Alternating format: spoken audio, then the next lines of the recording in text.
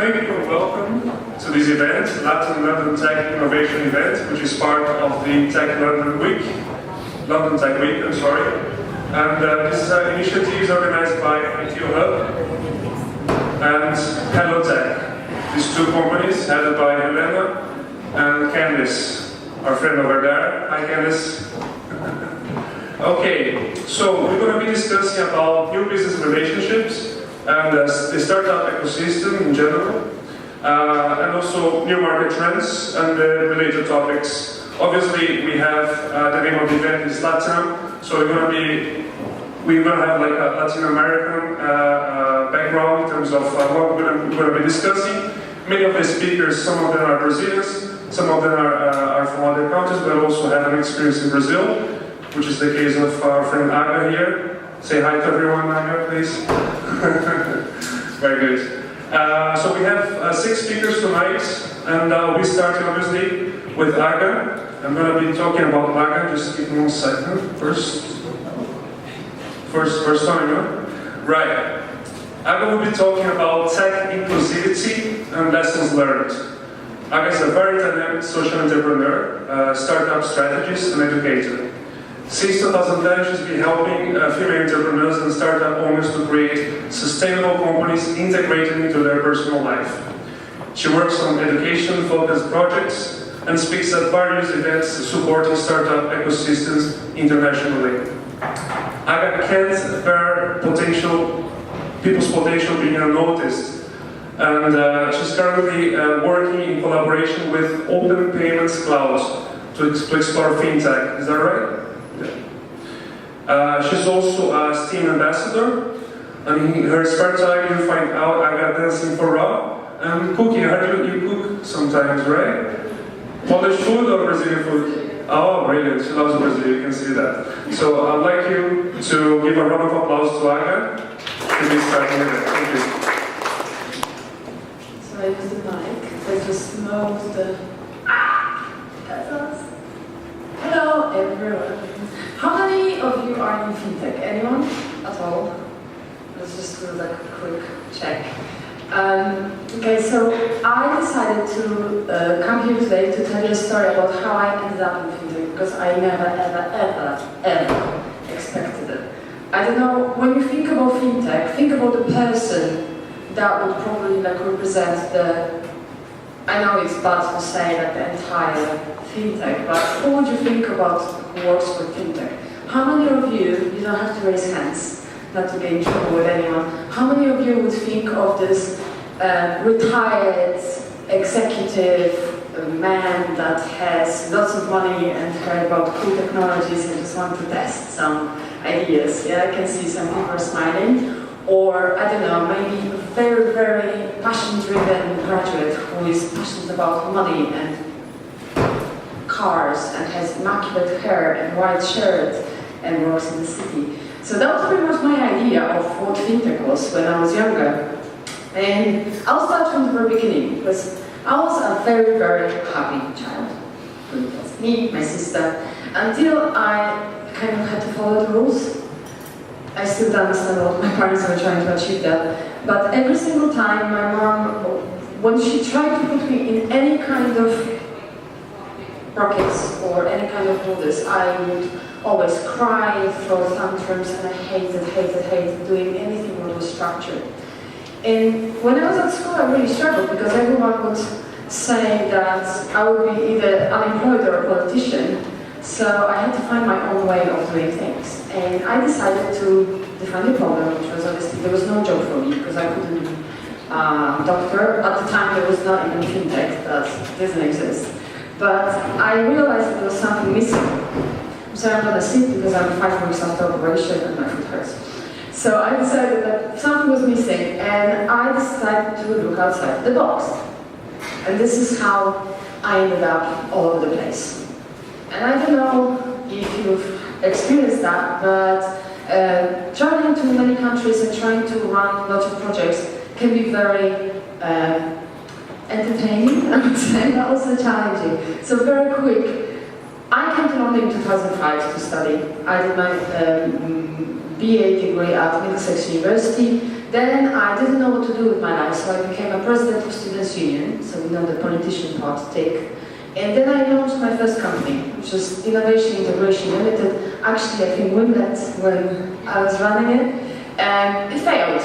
Why? Because some of my customers, I really wanted to help people in finding themselves, and I wanted to help students in finding themselves, but I realized that when you get students to be your customers, they don't really pay.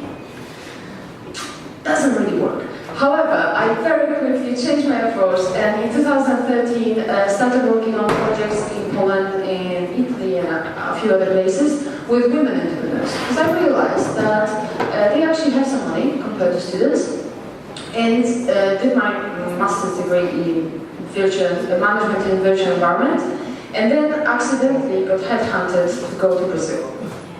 Because I always loved Brazil, eu falo português, sempre falei, sempre amei.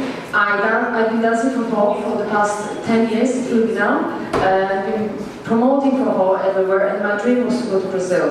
And I ended up working at Tecmo, that was an accelerator in there, and this is where I learned that reality is not always as it is shown to us when we're at uni.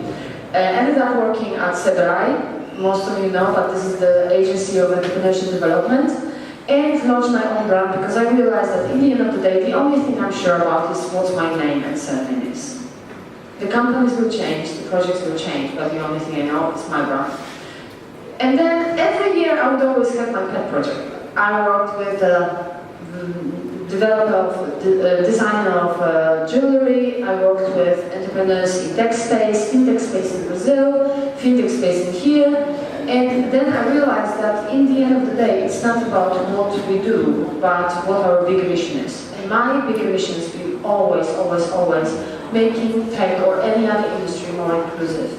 And this is how I ended up working with Open Payments Cloud. This is the company of the year. I collaborate with my super team, Paul, two of us, and we are trying to get more people into tech, but I will tell you about it a little bit later. What I want to tell you about is why I really wanted to always focus on passion-driven entrepreneurs. Because we always say that yes, we have to have super degrees, we have to create solutions, we have to define anything that works around it, but we forget about the fact that there are so many things that you can do and you can run around and test, that unless you look at the inclusivity of everything that's happening in the industry, you will end up going in circles. So I decided to focus on the high level, work around developing solutions for every single model, which was impossible, that's why it failed. And then one day when I went to university in Brazil, I don't know, any people from Minas Gerais here? No? Okay. Any Brazilians? So in the middle of nowhere, there is a university called Unipam, which I was asked to run a hackathon in, based on developing pitch strategies for the students. As a result of this hackathon, we actually managed to open an accelerator in collaboration with Sebrae, but there is one thing that I learned. When I spoke to professors, they were trying to develop lots of solutions. One of them was solution for homeless people, and they kept referring. I kept trying to get them from this mindset of like, what's the problem? Where for them it was a problem that there were many homeless people on the streets in Brazil. I don't know how many of you were in Brazil, but it's quite annoying that you stop at every single traffic light and there is someone trying to make a living, selling you chewing gum or making coxinhas, or they're actually quite brilliant sometimes, very funny. But what I realized that they could not get themselves out of the idea of what's their problem. They kept saying about what's like our problem as a society with these people. And this is where I realized that it really hurt me. It hurts me that we surround ourselves with people who are in fintech, let's say those immaculate hair, white shirts guys, or executives. We can't really take our head and put it outside the box and see how we can create innovation, because we don't get exposed to anything outside of this. Experience at this university was amazing because we had professors from zoology collaborating with tech professors, with mathematics, all of those areas.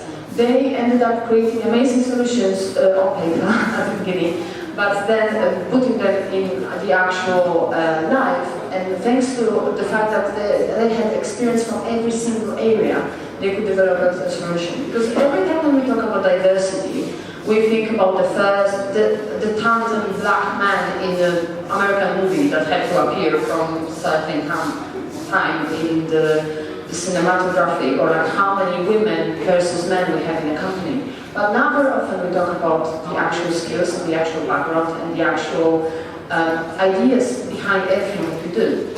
So I decided to focus on that. Test and improve, started running hackathons, started working with children, because I don't know if you know, but children are our future. So cliche, isn't it? And what we have to do, if we want to have everyone working in tech, we actually have to make them interested in tech, because to them tech is just boring. It's simply boring. It's computers, it's mathematics, they don't really like it. The ones that like it, okay, they're cool, but they might be the ones that are very, very creative, but don't really focus on this. We have some very amazing images here, which are designs of games, VR games, that kids age 15 were developing, and then they turned them into the actual applications. They would never be able to do this without the help of tech, but also some tech people would never be able to go this creative because they don't really care about creation. They don't really look at business or anything outside of data and coding. So, in this search for the ideal way of working with people and getting everyone in, I kept hitting the wall. And one of the walls that I hit was fintech. Fintech has so many amazing solutions. We are, as being innovative entrepreneurs, we are exposed to so many amazing things. However, the problem is it's out of reach to most people. When we talk to that person who sells cochineals, or even makes jewelry, or anything else, they don't even know what fintech means. But it could be used by them, and it could really accelerate the innovation to the point where we can create something amazing. And this is where I started participating in fintech events, including some hackathons, and I started having pitching and selling, because as you remember, I failed in my first business, so I realized that there is a big difference between having business and hobby. So sometimes you have to sell hard, even when you sell yourself. And I realized that this pitching and selling is super important for both sides, not only from the little kind of perspective person like me who just came into this big buildings in the city and said, like, hi guys, I know a lot about tech and young people, and I'm really passionate about developing solutions that are a little bit outside of the box, but also from the other side. There was a confusion about my talk about inclusivity versus inclusion in tech, and apparently when I started Googling it, because basically I'm Polish, so I don't always speak the English properly, I realized that inclusivity is the key, like there is a key difference to this, where you have to be proactive. In order to make our companies more innovative and more interesting, we do have to be proactive. We have to reach out to those people who might be the perfect fit for a company without us even realizing that they are. And we do have to pitch and sell to them. Obviously, pitch is the act of convincing someone to start with the idea. Everyone has ideas. That's the little thing for later, for networking. But it always consists of two things. One, your idea. And then the second thing that lots of people get wrong, which is they usually think that it's what we can get from you. Actually, it's what you can offer. So when we talk to young children, thinking about, working tech, because we need lots of tech people, because the digital skill gap in the UK is 6.3 billion cost per year. No, let's just tell you, it's actually nice and interesting. So it's always about like, what we can offer. And now, since we always pitch, this is what I bought when I looked at OPC. Open Payments Cloud is one of those platforms that will connect the little players with the big players who would never be able to even reach out to the big players. So we always connect with our developers, who I'm always looking for. If you want to reach out, let me know. Innovators who can use their solutions without really having the ideas behind what tech is and how to use it. And then we take care of the rest, so there are lots of happy customers, which is much cheaper and faster to introduce any payment solutions. And this is why I personally stepped into fintech. Because in my journey, I learned that you have to be proactive. Because the institution, the innovation, the best people won't just like stand on the street and look for you. You have to go out there to them and find them. B, you keep on learning. Very often you employ a person that you hate. They're just a mirror of all of the things that you hate in your life. Like business people who just focus on presentations. The academic people who just focus on those academic things that we never focus on. Like hippie fintech people or like very immaculate hair white shirt people. Keep on learning, because very often when you come across this person that might not fit in your company, it might be the person that adds this one extra bit that you particularly hate, and they can change the future of business. And this is why I kept on learning and never give up. Always pivot, because very often, right now, the technology changes so quickly, and everything changes so quickly. The innovation today might be a common thing tomorrow, so our way to win is to be agile and just change all the time. And that's all from me. Thank you very much.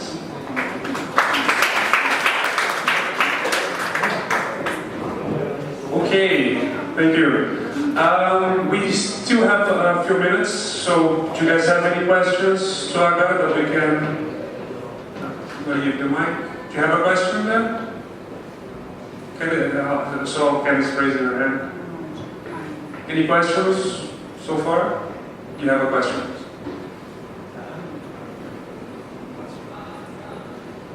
Thanks for the presentation. Basically, since you talked about Open Payments Cloud, can you tell me a bit about it?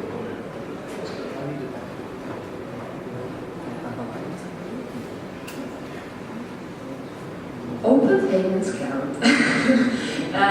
We are a platform that was designed as a result of research of the fintech industry that realized that there are lots of providers and big players. So let's say when you want to create a payment program, so let's say you're a little shop. I don't know if you know, but you're in Hammersmith. This is a very Polish area, and there are lots of Polish shops. And let's say when you have lots of Polish shops growing their shops, and they at some point want to issue their cards for employees to have more control over spending. So instead of doing all the complicated expenses forms or issue credit cards, they can just issue virtual cards using our platform in order to basically be more agile and change much quicker. And then when the employee leaves, let's say we give them the card, they spend the money, and then they leave, we can just cancel it. So it's much less complicated compared to credit cards, banks, and everything else. Basically, it's much less work around issuing payment programs and creating them around Thank you. We're going to have a space for more questions afterwards, but thanks very much, Aga, really appreciate it. Okay, our next speaker is Gentana Kembra Harmony. Sorry, Kembra Kamrai, I got it right. Yes, Gentana, and she's going to be talking about her experience and journey as a fintech founder and fundraising. Gentana is the CEO and founder of Tapoly, the first on-demand insurance platform for the gig economy in Europe, as seen in the top 100 European FinTech Awards 2017. She's a chartered accountant and has worked for top-tier investment banks. Through her personal experience of not being able to get insurance on demand for her Airbnb, she created Tapoly. Very interesting story. She's the co-author of the InsurTech book, and she was recently named as one of the top 10 InsurTech female influencers as ranked by the Insurance Institute of this year, right? In 2018. She'll be talking about some of the challenges of setting up her own business and what did lead her to do that. Thank you so much, Antonio, having me. Hello everyone. I don't think I need to do any further introductions because you did that so nicely. Now my presentation is here.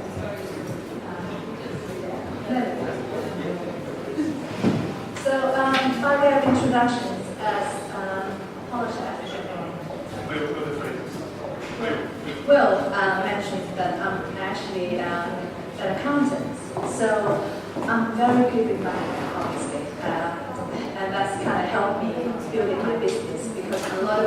fell in the first few years because they ran out of money. So I could be focusing on the fundraising aspect of the business.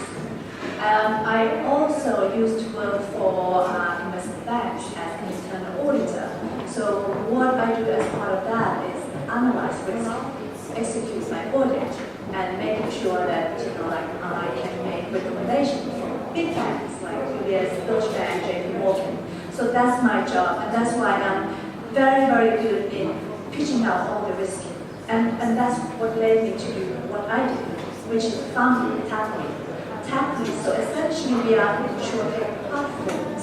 I don't want to tell you that we are a broker because we are a little bit more than a broker. As a matter of fact, we cover a large process within the insurance change.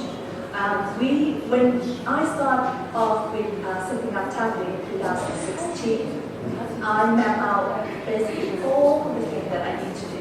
I'm looking at the IT system, I'm looking at the business plan, I'm looking at the funding, and also exit strategy. So that has been planned since 2016. And what we are currently doing now is to execute those plans. And how well have we been able to execute? Let me be the judge when I tell you about our journey and how far we have come in about 18 months.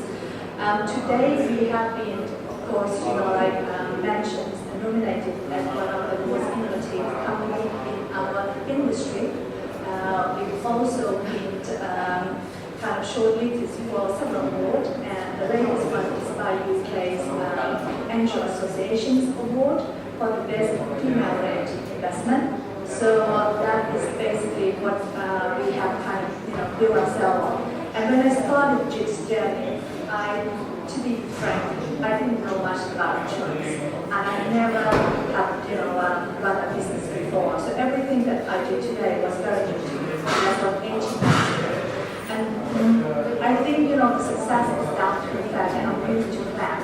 It's all about planning, because when you have planned, things could go well or better than without it, and especially the financial aspect.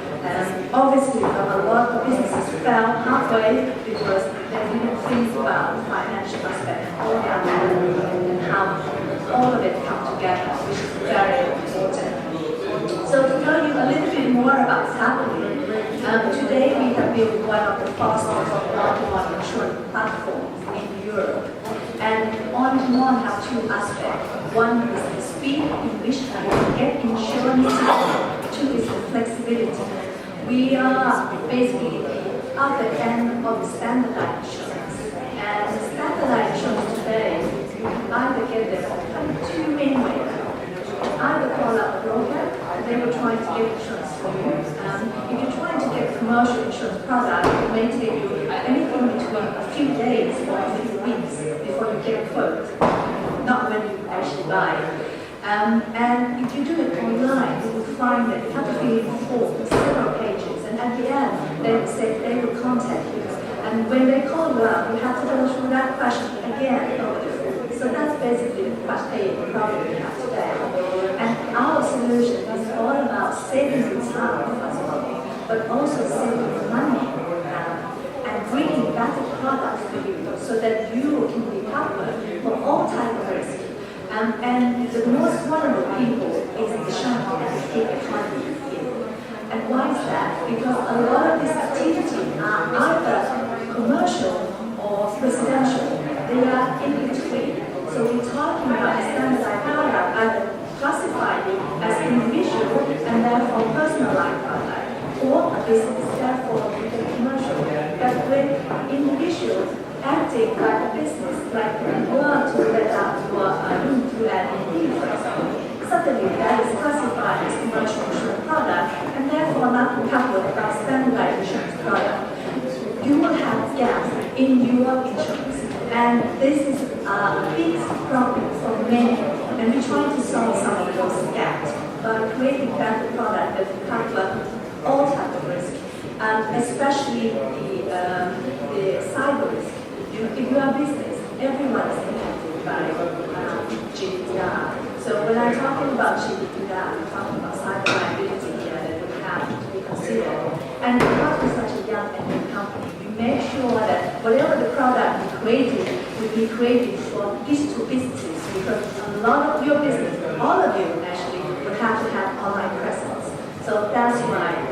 And we thought about creating the product. So therefore, we are a little bit more than a broker. We do sell a product, but the core of what we do is underwriting. We are today backed by Lloyd's Insurance Market, which is one of the oldest and the largest insurance market in the world. And this is very prestigious and really, really comforting for all of you. Just to give you a context, a lot of insurers today, their credit rating is probably about 1+. We are about 2 rated. Lloyd's have a higher code of conduct, so if you buy a product from Lloyd, you know what you get. You get AA rated products. So that's what you're getting as a consumer. Now, the journey when I started in 2016, obviously, like the way I came up with the idea is through my own personal experience. I was one of those people who really needed the product that I'm currently creating. That's kind of helped because then, I don't really need a lot of input from the customer experience because I based the whole experience on my own journey, my personal experience. And what I did at the beginning of the process is to find someone who can help me and go through the journey with me. So I found a co-founder in about at the end of 2016. He's been with me since the beginning. And together we did market survey, we set up companies, we built a team of today about 14 people. And we then basically go on and build the entire platform before we even get the investors on board because we need to have MVP. We need to be able to show people what we can do. Talking about it will help. The difficult part that I found is that when you are a startup, you have limited resources, you don't have traction, and you can't launch your product, especially insurance. Insurance, you need license. It's very difficult to get SCA license, and we are regulated by the FCA, by the way. And it's even more difficult to get insurance partner to back you because you are new. Most insurance partners, especially the kind of top end one, would not want to work with you unless you have show some traction and prove your concept. And that's basically the biggest challenge I have. And coming from the outside of the insurance industry, obviously it's even tougher because you don't have any connection. So I have to start from beginning, which is zero. And how do I go about from zero to up where we are now is to network. At the beginning, I made sure that I network and connect with people who can help. So Accelerator program was one of the things that we did. Last year we were in Munich on an Accelerator program, and that was backed by 12 insurers. Suddenly we got all this feedback from all insurers. They gave us a lot of mentoring, and we also become one of their recognized icons. That is important, so you build your familiarity. And the step 2 is that to learn that trade. So we need to bridge all our gap in the knowledge. So insurance product was one of them. So we need that. But for me, it's larger than that. Okay, not only I need to bridge the gap in my knowledge in insurance, but I also have to bridge the gap in everything else. So going through the Accelerator program really gives you that foundation. Because it trains you as well. And one of the things that I never really been able to do up until that point, you can hear by my talking, setting up a company, clarify. As if you asked me 24 months ago to jump off the cliff, not very high cliff, and talk to you, I would jump off the cliff. That's basically how terrified I would be. And today, obviously, I train myself to do this. And as much as you think that I'm doing well, I'm terrified still. So we are both. I hope that you probably can recognize some of my fear right now. Basically somehow we were able to persuade everyone that we thought it would not be possible to persuade and team up with us. We got our first investor on board, and our investors are amazing. One of our investors is the London Co-Investment Fund, which is set up by the Mayor of London. So we are backed by London, really. Which is fantastic, and the startup funding club. They have won several awards for being the best angel syndicate. There's a lot of miracle happening right now.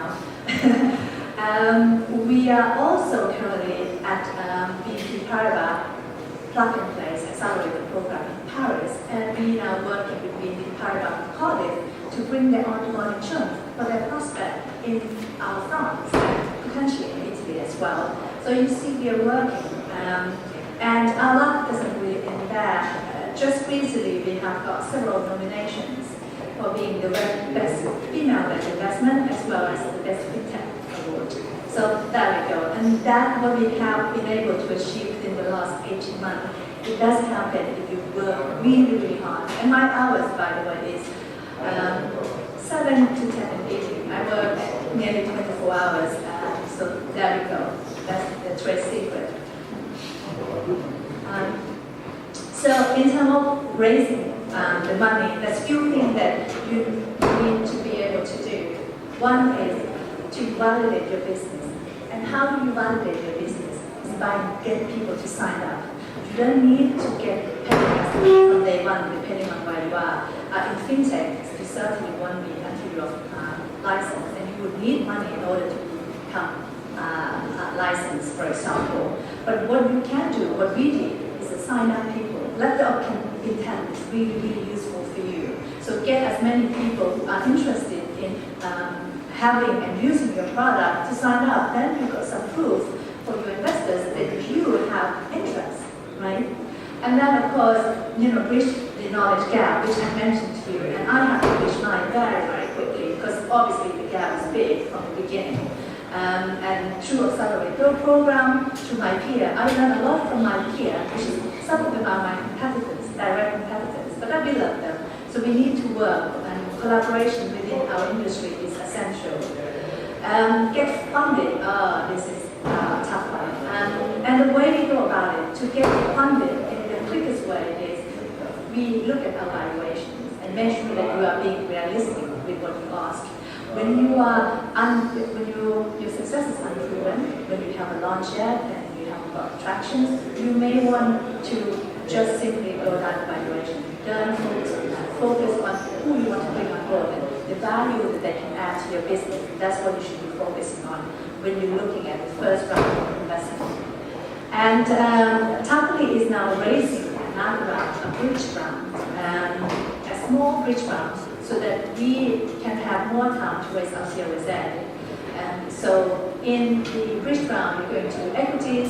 The next round is Series A. We're going to do what we call the advanced subscription agreement. It's similar to convertible note, but without debt instrument. So it's basically a promise for them to be able to convert their money into shares at a later stage in unknown valuation, depending on the traction that we get. So now, yes. So finding insurance partner, we do that through our network. So this is where your network that you build at the beginning of the process really help. When people know you, they will be more willing to work with you.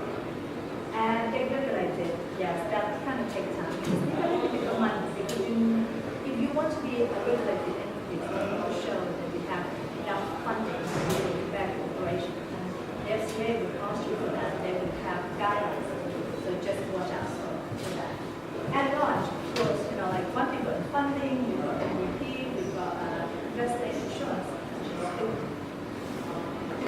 The next milestone is just simply to launch, and that's exactly what we're going to be doing on the 20th of this month. So you are all invited to my launch party at Weinberg. And you can connect with me online. I've just posted the invitations to pretty much everyone, so you're all welcome. Thank you.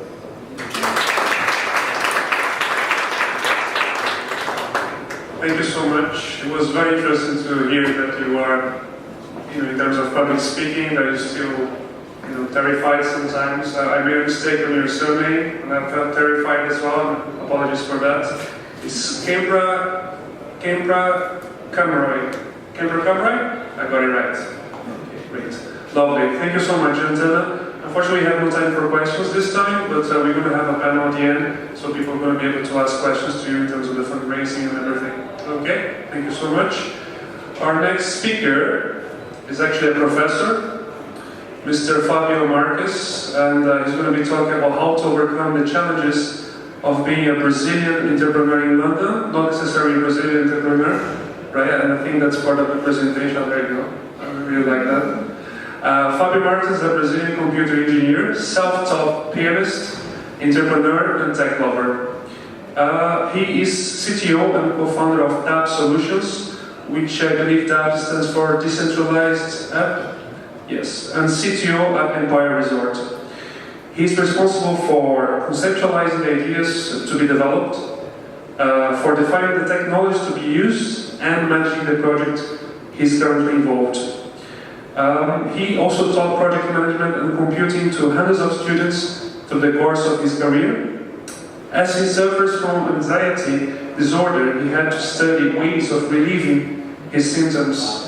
He's currently opening anxious.org, which is a website with a focus on that, right? Which is a very interesting initiative, with a Brazilian psychologist called Artemia Pereira.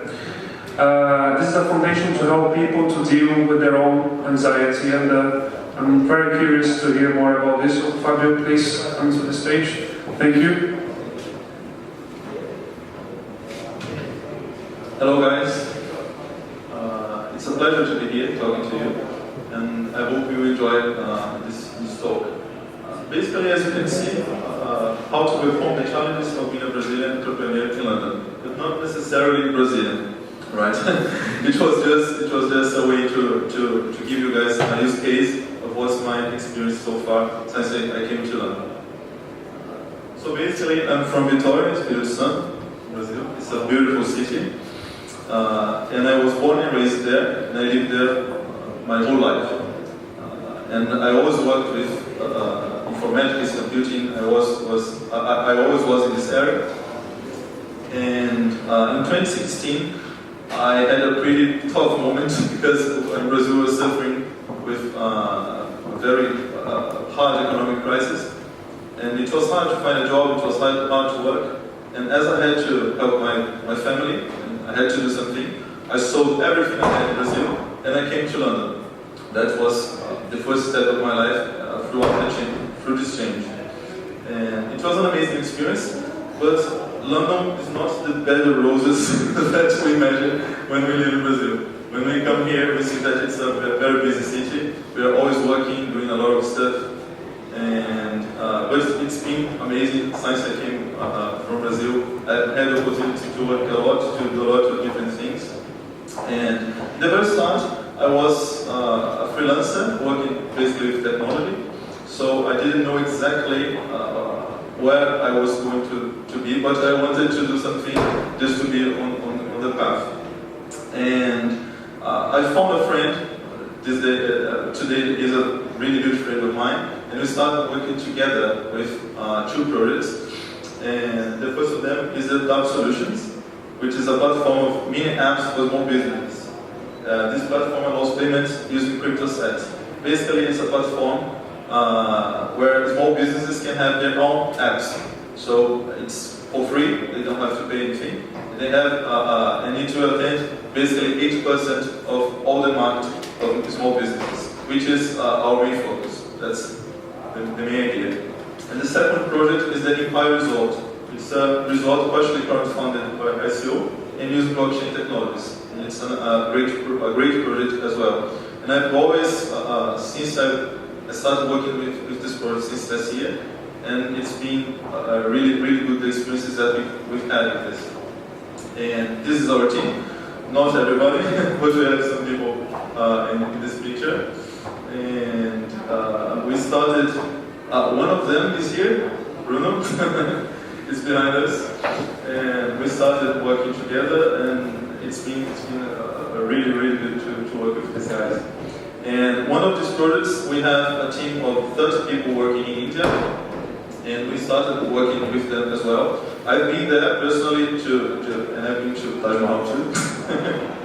And I've been there personally just to check, to get to know the team, to start working with them. And it's an amazing company that we had the opportunity to hire 30 people in there to work specifically in our projects. So it's been really great. But as soon as we arrived to London, we start experiencing some of the effects of living in a busy city. And this started to trigger in me anxiety in a way that never triggered before. So I started suffering with a very severe anxiety disorder, and I started to study about the subject, because I didn't know how to live with this.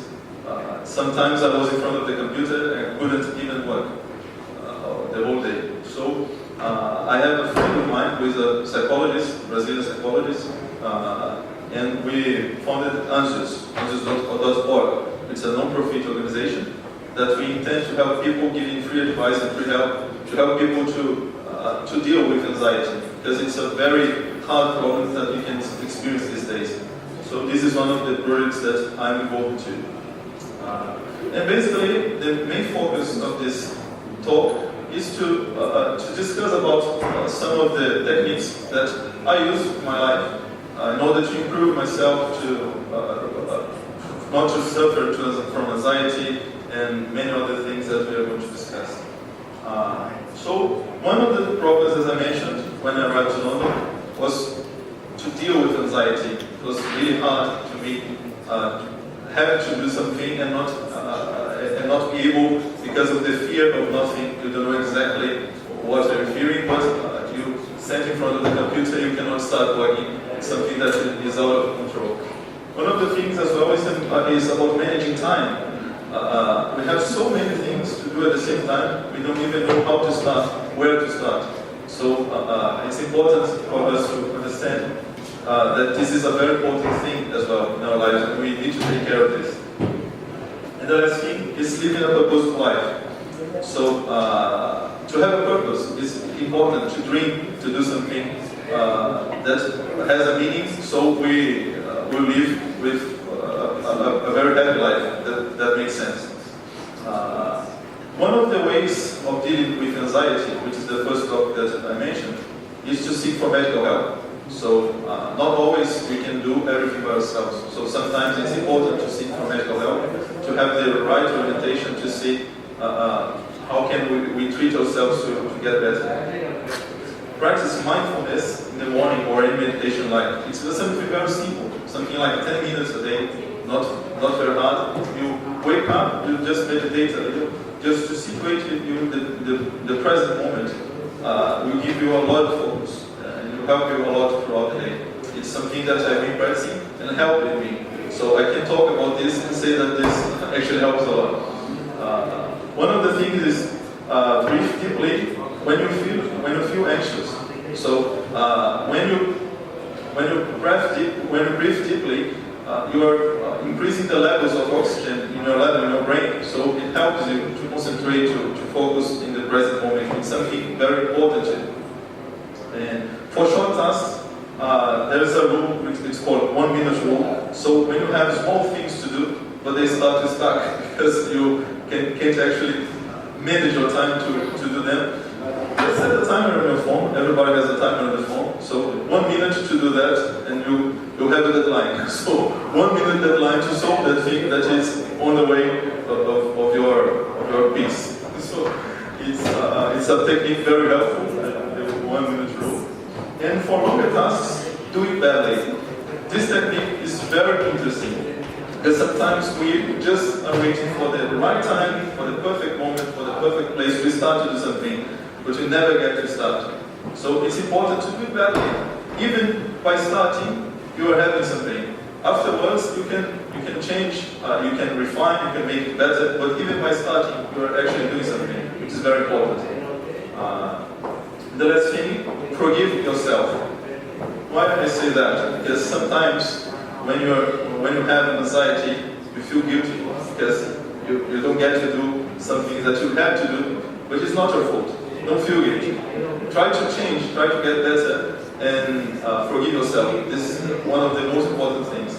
We are the worst enemies of ourselves, so it's important for us to forgive ourselves when we don't actually achieve some things that we wanted.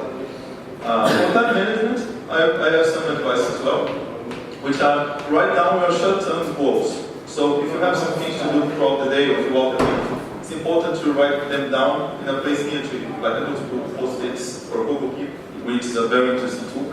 So it's a cool technique as well. create timetables for the week, even for fun. So Microsoft Excel, Google Sheets, Calendar, etc. So it's important for you to have a routine, to know what they're going to do during the days. Very successful people follow this, and it's something that really improves a lot your day. I'm saying that it's important to create timetables, even to have fun moments, moments to enjoy yourself, to have entertainment. Because sometimes we are always working and don't give our brains some time for us to relax, to have just a free moment, even enjoy our families that are around us all the time. So it's important to create timetables as well. It's something that helps a lot. Another thing is to prioritize wisely. Always we have a lot of things to do, but we start putting the most important things at the end of the list because they seem to be more tough to achieve. So sometimes for us it's important to place them on the top of the list because they are really important. Things that are not as important, you need to prioritize less in this list of things that you have to do. And sometimes it's important to say no. Sometimes it's important because we want to do everything at the same time and we end up doing nothing. So it's important to say no sometimes. And then eliminate distractions because in our environment we have a lot of distractions all the time. Instagram, Facebook, a lot of different things. Even our email with something professional, if you keep opening your email all the time, it's a distraction. You need to have the time to do that. Like, in the morning I check once, in the afternoon I check once, in the end of the day I check once. That's it. You don't need, it's not urgent. If you don't reply, it's not going to happen a war or something like this. It's not urgent, you can reply afterwards. So it's important to eliminate distractions on the way and have time for everything you want to do. And ask for help. Because we cannot do everything ourselves. So if you have people around you to help you out with some of the tasks, it's important to us to help. And the last thing, last but not least, is living a purpose of life. And this is basically the point where I say that there's no magic. Everything starts with the dream. So a skyscraper, the smartphone in our pockets, the air conditioner starts with the dream of someone who wanted to solve a problem. So never think that some of your ideas are stupid or that don't work for your thinking. Have ideas, have dreams, because this is the purpose of life. All of us have the same destiny. One day, all of us are going to die. So it's important for us to start actually doing something that we want to.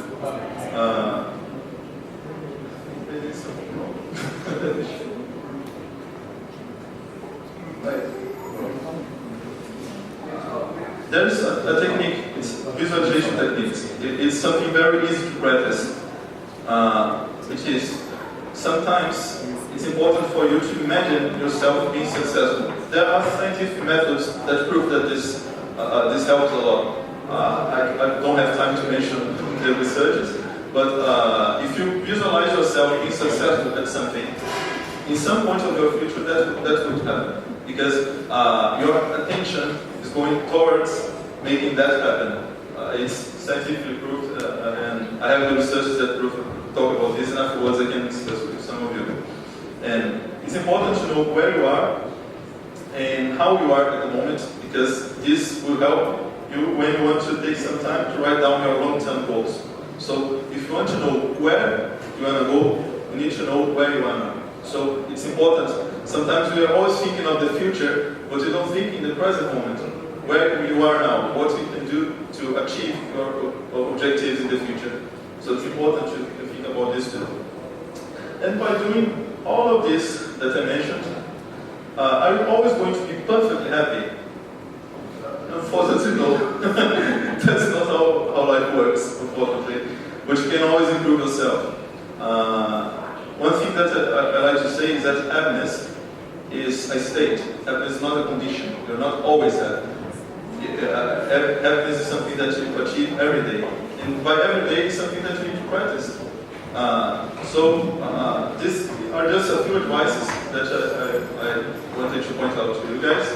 Because some people have some other psychological problems that say, I mentioned just anxiety, but there's depression, panic attacks, and it's important to ask for help to do something. That's the first point. The second point is important to manage your time because it's a very scarce resource. the time that goes never comes back. So it's a very scarce resource. And the last thing is to have a close to life. Because by doing this three stuff, I cannot say that you will always be happy, but you enjoy life well lived. Thank you.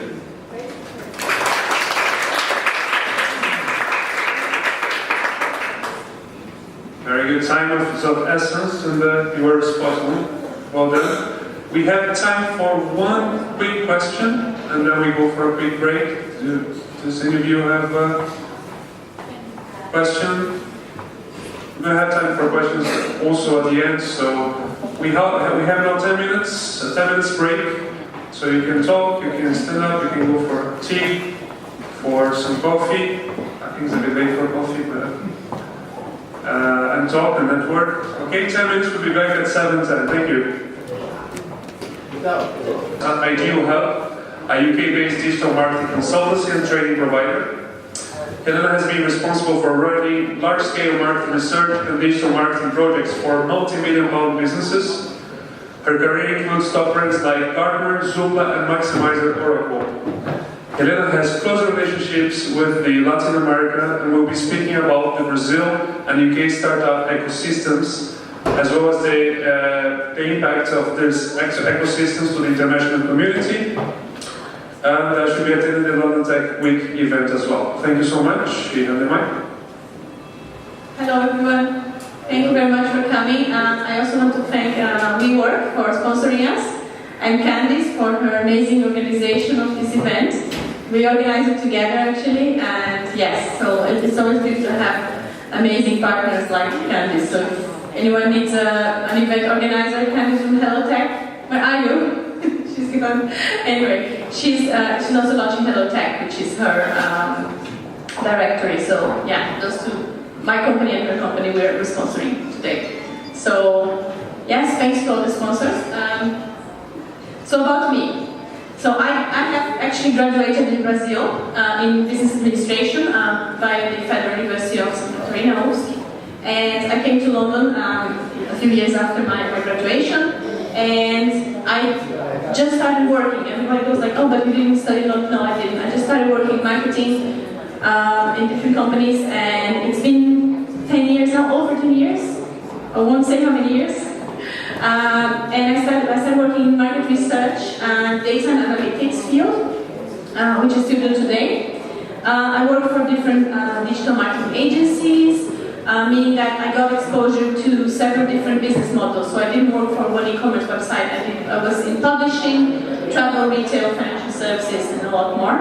Because when you work for an agency, you get exposure to all the different, brands and business models to see how people do marketing. And then, most recently I also work for property giant Zoopla and Maximizer, as we already mentioned, and I founded my digital consultancy, Ideal Hub. So what Ideal Hub does, we specialize in data analytics and SEO for growth. So we really help businesses analyze all this vast amount of data they are collecting to see how they can grow, and then to help them either save money on advertising or make more money online. And yes, when I'm not working, I'm actually traveling. So this is a photo of me in Vietnam. And I actually love taking photos, as you probably noticed. I'm taking photos of the event. And I've got about 3 terabytes worth of data. I have to just calculate since I work with data. So I've got a lot of hard drives with all my travel pictures. So that's about me. So what I did, so I wanted to give you a little bit of, because this event is about LATAM. So it's part of the work that I do, since I'm Brazilian. It's part of the work that I do for the LATAM community. So I'm part of Tech London Advocates LATAM, which is a group that helps connect people, connect businesses from Latin America to London and the other way around, from London to Latin America. And I wanted to give you a little bit of a quiz to start.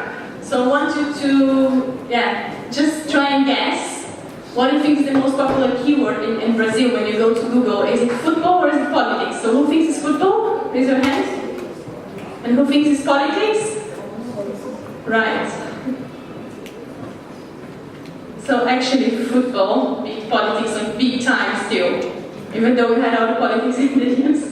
So yeah, it's very, very interesting. Now, I'll give you another one. You may know those two. So who do you think was the most Googled? Was it Neymar or was it Lula? So who thinks it was Neymar? Yes. And who thinks it was Lula? Well, who didn't raise their hand? Who doesn't know? Anyway, that's it. So that's the other way around, right? So Neymar was very famous, and then Lula became really famous in the last few years. Anyway. Now, okay. So I just wanted to give you a little bit of an overview of Brazilian numbers. So based on the research I did about the Latin tech ecosystem, because I wanted to understand how does that compare to London, because it's really great here. You get a lot of startups. But I just wanted to do a bit of comparison and understand the differences and why there's not more interaction between Brazil and Latin, because I think there should be. Because if you look at Brazilian numbers, Brazil is Google's 6th largest market in web traffic, and Google Brazil is the 29th largest website in the world. We have the 4th largest population in the world, and the internet penetration in 2011 was 45%. Now it's around 70, representing a 2,800% growth in just a few years. So Brazil is getting inclusion, and a lot of people are going online more and more. So the market is getting bigger and bigger, but it's not getting as noticed as it should be, probably by the UK companies. We got 149 million internet users back in 2017. And in terms of the tech startups, the estimation is about 10,000. So it's not as competitive as London, which I think London alone has more reasonably 33,000 is what I saw. So anyway, yeah, there's a lot of markets to be explored in Brazil, basically. We also have a strong entrepreneurial culture. So entrepreneurs come in all shapes and forms in Brazil. So it could be, someone that's not very formal, doesn't have a formalized business, but people have to do it. It's not a choice, it's just a need. And 70% to 80% of people interviewed by a company called Endeavor, they did a really great research on Brazil. 70 to 80% of people saw entrepreneurs in a positive way and think they are well respected. And 40 to 50% of people incentivize their relatives to go into entrepreneurship.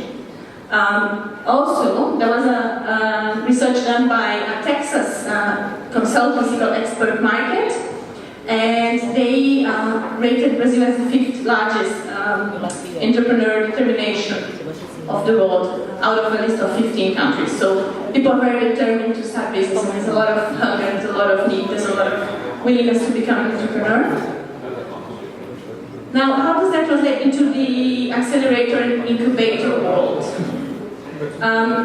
So back in 2000, we had 173 incubators. So Brazil started entrepreneurship, tech entrepreneurship on incubators. Many of them inside universities. I remember when I went to my university, there was an incubator, but it was not as strong as today. And in 2014, this grew to 284 incubators. And more recently, accelerators are now appearing all over Brazil. So there were 41 categorized, listed accelerators in the last study from FGV, Fundação Getúlio Vargas, which was one of the top business schools in Brazil. And those accelerators received around 10 million pounds.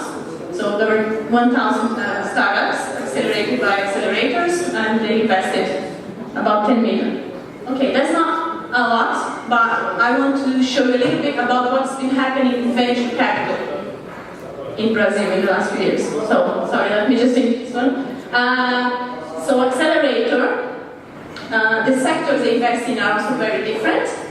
So we have 26 that invest in just tech, generic, 24 in education, 21 in commerce and services, and then someone for financial services, industrial, agribusiness, which is very strong in Brazil. We've got 18 just specialized in that, and 14 in tourism. And there are also different projects for creative industries, social entrepreneurship, multimedia, and other projects as well. Now, the venture capital. So that, if you think 10 million is not a lot, venture capital was 860 million in 2017.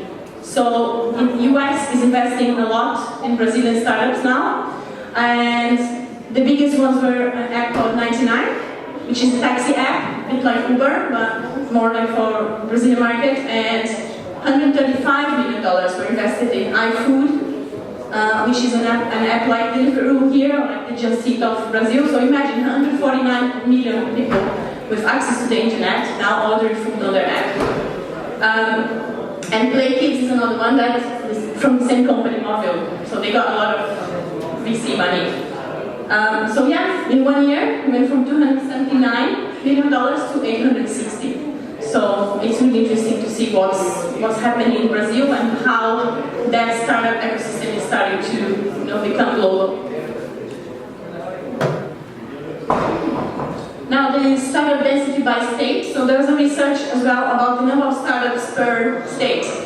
And that's quite interesting because, yeah, São Paulo is very important in the Brazilian ecosystem, but there are other states like Santa Catarina, Distrito Federal, which is near the capital, Brasilia, and Minas. They had more startups per inhabitant. São Paulo has a much bigger population, so yeah, interesting to see this data as well.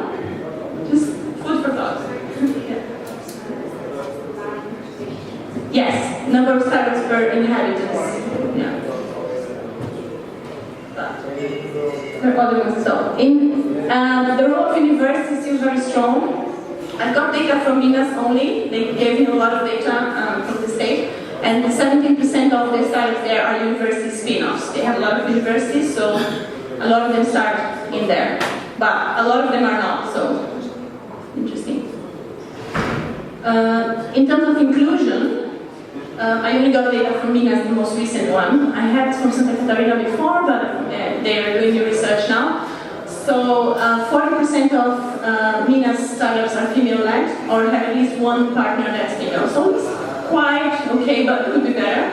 But in terms of hiring women, that's where it's a bit different because only 30% employ at least one woman. And I'm not talking about 50% of the employee, I'm talking about at least one woman in the team. So yeah, maybe because the women in Brazil are not studying IT or tech. I don't know what the reason is, but yeah, something too. Now, unicorns. Yeah, Brazil has created quite a lot of unicorns. So 99, that's the app that I mentioned. PagSeguro from Wall, which is a payment system from Wall. Wall is one of the biggest news websites in Brazil. Nubank, which is an app where you can match your credit card to an app and you don't have an actual bank, physical bank to go to, so it reduces a lot of the cost on credit cards. And iFood, that's the app I mentioned as well. So those unicorns are starting to appear and generate profits for their VCs. Now this show trends in Brazil. It's interesting. Facebook is, if you look in Google Trends, Facebook is dropping everywhere, also in Brazil. So the question is, who's going to be the next Facebook? And which social media are people using the most? So that's interesting because I went to do a talk in Brazil and I told some people this story and I told them, oh, follow me on Twitter. People don't use Twitter at all and it's actually dropping.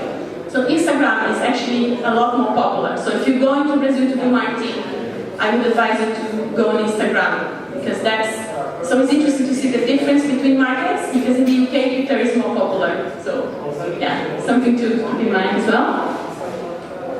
And yeah, WhatsApp is also very popular. People don't Google it though, but it's interesting if you want to compare that, they type in Zap instead. So I wonder if WhatsApp should try and change the name. So yeah, something to keep in mind.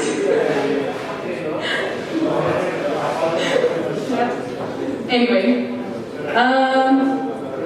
in terms of barriers for entrepreneurship in Brazil, the main ones are, unfortunately, corruption, logistics, and bureaucracy. So logistics is a problem that is waiting to be solved, and Brazil really needs help now to figure this out.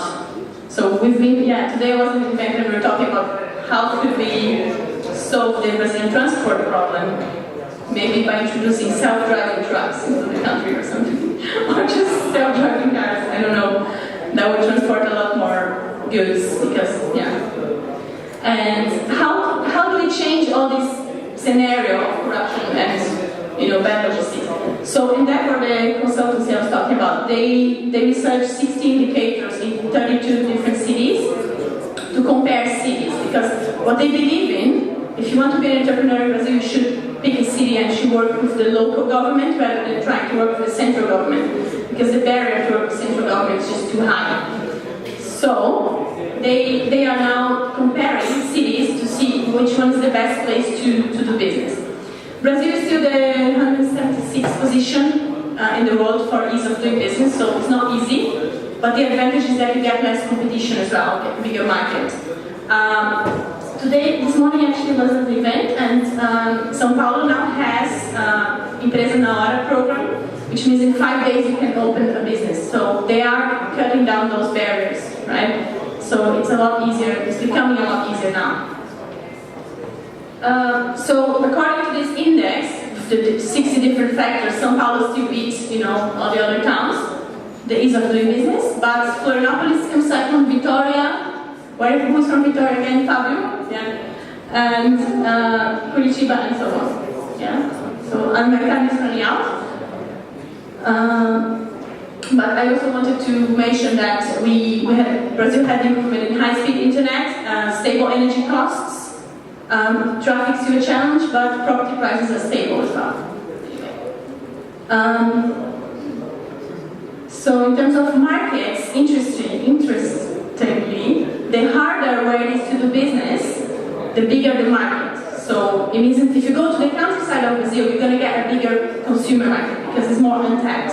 So you know, the harder you go, you know, the more inside of the country you go, the more success you have. Now, access to capital, São Paulo obviously wins. Not obviously, but yeah, it's interesting to see. It's where the most money is. And in terms of manpower, Florianópolis, now my town happens to be. But yeah, 36% of adults have a degree there, plus 33% of people in Victoria have it. And then this is followed by Belo Horizonte, I think where Aga lived, yeah. And that's also very, you know, a lot of people have degrees there. So it's interesting to see the order of these, the manpower index as well. So depending where you want to go, if manpower is a big factor for your business, you should try and go to a different city. Yeah, and that's it. Now, I wanted to announce that Ideal Hub is launching Trade Mission to Brazil. And what we want to do is we want to take some entrepreneurs from London to get to know the Brazilian ecosystem and to meet different, you know, to go to different events, like Web Summit kind of event in Brazil, to meet different accelerators, incubators, and yeah, do a really nice business trip. So if you're interested, yeah, just email me at info@idealhub.com and we'll put you on the list and we'll keep you updated on the developments of this trade mission. We don't have a date yet, but we're starting to build this community because our goal is to really get more interaction between Brazilian and UK tech companies. That's it. Thank you very much.